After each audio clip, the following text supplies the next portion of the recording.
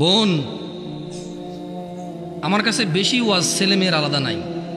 আপনার সতর আর পুরুষের সতরে কিছু পার্থক্য আছে। ঢাকাতে আপনার জন্য অসুস্থ হন আপনি, সেখানে সলাত আপনার জন্য নিষিদ্ধ এবং এতে আপনি পরেটার কাফারা করতে হয় না। পুরুষ কখনো তার জন্য সলাত নিষিদ্ধ হয় না, সে পড়তেই হবে যতদিন সে বেঁচে আছে, একদিনের জন্য তার জন্য নিষিদ্ধ হয় না। এইভাবে কিছু পার্থক্য আছে। পিতৃ সম্পত্তি আপনি ভাইয়ের অর্ধেক পাবেন, এটা একটু ভিন্নতা আছে। আপনি মা হবেন ও বাবা হবে, এখানে কিছু ভিন্নতা আছে। এছাড়া পৃথিবীতে যত আমল ইবাদত আছে পুরুষ মহিলার প্রায় সমান। রুজি রোজগারের জিম্মেদার পুরুষ, মহিলা না। রুজি রোজগারের জিম্মেদার কে? কে কে?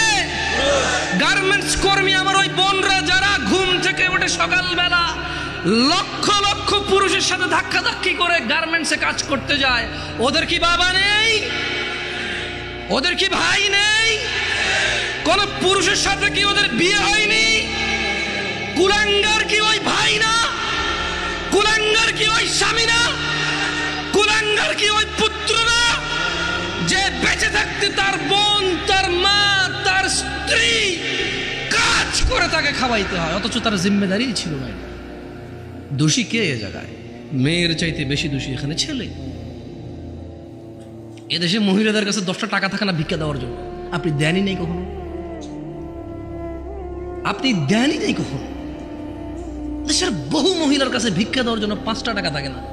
একটা ফকির আসবে 2 টাকা ভিক্ষা দিব, টাকা নাই তার কাছে, আপনি দেন না তাকে।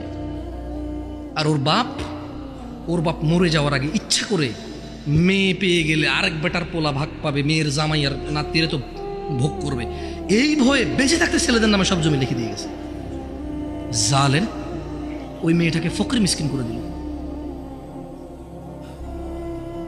আর এর ভাই জমি যতক্ষণ আছে এটা ডাইকা ডাইকা খাওয়াবে, মাসে 2 মাসে ঈদে সান্দে জামা কাপড় সেমাই চিনি এগুলো দিতে থাকবে। কেন? জমি দিবে জন্য। এখন ওই বোন চিন্তা করে, আরে যদি আমি সম্পদ নিয়ে আসি, যা একে তো সে ডাবল পাইলো, আমি অর্ধেক পেলাম, একটুকু যদি নিয়ে আসি, ছেলে মেয়ে স্বামী নিজের দরকারে, বলে যে অংশ আনলে ধ্বংস হয়। তুই অংশ নিয়ে ধ্বংস হস না, ও অংশ নিয়ে ধ্বংস হবে কেন রে? তোর বাপের অংশ তুই খাবি, তুই ধ্বংস হবি না। তোর বাপের অংশ তোর বোনে খাবে, সে তার বাপের অংশ খাবে, সেখানে ধ্বংস হবে। তোকে যা আল্লাহ নির্ধারণ করে দিয়েছে, নির্ধারক আল্লাহ, এখানে তোর অধিকার রেখেছে আল্লাহ, ওই মেয়ের জন্য অধিকার রেখেছে আল্লাহ। তুই খেলে ধ্বংস হবি না, ও খেলে ধ্বংস হবে কেন রে? এদেশের বাপ ভাই সবাই প্রায় জুলুম করে মেয়ের প্রতি, স্ত্রীর প্রতি, ইভেন মায়ের প্রতি। প্রায় ছেলেরা তাদের বাপকে যেভাবে ভয় পায়, মাকে সেভাবে ভয় পায় না, প্রায় ছেলেরা। তো আমি বোনদেরকে বলি, শোনো বোন আমার, আমি সলা নিয়ে কথা বলছি, এখানে সব সমান। আমি কুসংস্কার নিয়ে কথা বলেছি, উদাহরণ উদ্ধৃতি দিয়েছি, হারাম হালাল নিয়ে বলেছি, সবার জন্য সমান। আল্লাহ নবী সাল্লাল্লাহু আলাইহি ওয়াসাল্লামের উম্মত মহিলা এবং পুরুষ সবাই। মহিলা এবং পুরুষ যে আল্লাহ নবীকে অনুসরণ করবে সে আল্লাহ নবীর উম্মত। আর আল্লাহ নবী বলেছে, কুল্লু উম্মতি ইয়াদখুলুনাল জান্নাহ, আমার সকল উম্মত জান্নাতে যাবেই যাবে। ভাই আমার, বোন আমার, তোমরা আল্লাহ নবীর উম্মত হও। শোনো, এখানে আজকে আসছো, 2-4টা হাদিস বলি, মনোযোগ দিয়ে শুনে তুমিও চলে যাও, আমিও চলে যাই। আন মুআয ইবনে জাবাল, ভাই ও বোন আমার, মুআয ইবনে জাবাল রাদিয়াল্লাহু আনহু থেকে বর্ণিত, তিনি বলেন, ক্বালা রাসূলুল্লাহ সাল্লাল্লাহু আলাইহি ওয়াসাল্লাম, আল্লাহর রাসূল সাল্লাল্লাহু আলাইহি ওয়াসাল্লাম বলেছেন, আলা উখবিরুকা বিরাসিল আমরি কুল্লি, আমি কি সমস্ত কাজের মূলটা তোমাদের জানিয়ে দেব না? ওয়া আমুদিহি ওয়া যিরওয়াতি সানামি, আমি কি তোমাদের সমস্ত কাজের মূল, স্তম্ভ ও সর্বোচ্চ শিখর সম্পর্কে জানিয়ে দেব না? কুলতু বালা ইয়া রাসূলুল্লাহ সাল্লাল্লাহু আলাইহি ওয়াসাল্লাম। মুআয ইবনে জাবাল আল্লাহর রাসূলকে বললেন, ইয়া রাসূলুল্লাহ সাল্লাল্লাহু আলাইহি ওয়াসাল্লাম, জি আপনি আমাকে জানিয়ে দিন সব কাজের মূল কি, স্তম্ভ কি এবং সর্বোচ্চ শিখর কি। তিনি সাল্লাল্লাহু আলাইহি ওয়াসাল্লাম বললেন, রাসুল আমরি আল ইসলাম, রাসুল আমরি আল ইসলাম, সমস্ত কাজের মূল হচ্ছে ইসলাম, সমস্ত কাজের মূল হচ্ছে ইসলাম। ওয়া আমুদুহুস সালাহ, এবং ওর খুঁটি স্তম্ভ হচ্ছে নামাজ। ওয়া যিরওয়াতু সানামিহিল জিহাদ, এবং সর্বোচ্চ শিখর হলো জিহাদ করা।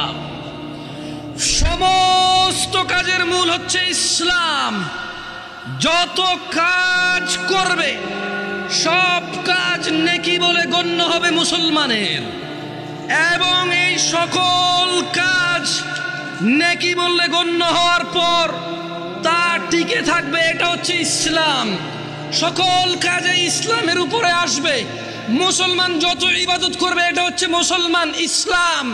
ওয়া আমুদুহুস সালাহ, এটা হচ্ছে সালাহ, আমুদ খুঁটি, যেটা পুরো ইসলামটাকে ধরে রাখে। একজন মানুষ মুসলমান অথচ তার সালাহ নাই, তাহলে তার ইসলামও নাই। খুঁটি নাই, ইসলাম নাই। ইসলাম নাই, কোনো কাজ নাই। যাকাত নাই, হজ নাই, সাদাকা নাই, দানশীলতা নাই। ও করেছে, ও হজে গিয়েছে, ও সাদাকা দিয়েছে, একটাও নেকি বলে গণ্য হবে না। কি নাই? কি নাই? কি নাই? সালাত নাই। আমি বলি সালাত মানে এই খুঁটি না থাকলে, এই খুঁটি না থাকলে ওর ইসলাম নাই। ও মরে গেলে কোনো কাজে আসবে না, ওর ইসলাম খুঁটিবিহীন। আসলে ও মনে করে এটা ইসলাম। সালাত যেহেতু নাই, ওর ধর্মও নাই, দ্বীনও নাই, ঈমানও নাই। ওর শিরক কি, কুফরি কি, ওর জীবনটাই বৃথা, ওর পুরো ইবাদতটাই বৃথা, কারণ ওর খুঁটি